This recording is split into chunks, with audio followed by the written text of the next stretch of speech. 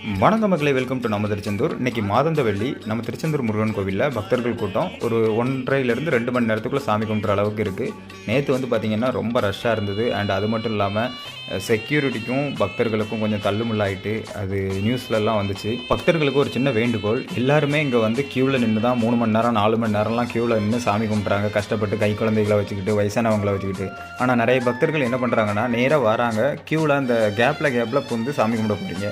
அதெல்லாம் வந்து உங்களுக்கே ஒரு இதாக தோண வேண்டாமா? ஏன்னா அத்தனை பேர் கஷ்டப்பட்டு க்யூவில் நின்று சாமி கும்பிட்டுக்கிட்டு இருக்காங்க. நீங்கள் வந்த உடனே ஈஸியாக கேப்பில் போடலான்னு போகிறீங்க. இதனாலேயே வந்து பார்த்திங்கன்னா செக்யூரிட்டிக்கும் உங்களுக்கும் தேவையில்லாத பிரச்சனைகள் வருது. அதே மாதிரி இருக்கக்கூடிய லைனில் கரெக்டாக நீங்கள் போனீங்கன்னாலே எந்த பிரச்சனையும் வராது. வயசானவங்க, முதியோர்கள் போகக்கூடிய லைனில் அவங்க மட்டும்தான் போக முடியும். அவங்களுக்கு துணைக்கு வேணால் ஒருத்தரை அனுப்புவாங்க. மற்றவங்க போயிட்டு அந்த இடத்துல நின்று ஆர்கியூ பண்ணும்போது தேவையில்லாத பிரச்சனைகள் தான் வரும். கோவிலில் நடக்கக்கூடிய இந்த ஒர்க்கெல்லாம் முடிஞ்சிட்டனாலே எல்லா ப்ராப்ளமும் சால்வ் ஆயிரும். இப்பவும் போல் எப்பவும் சப்போர்ட் பண்ணுங்கள். என்றும் உங்களுடன் நான் அகிலன்.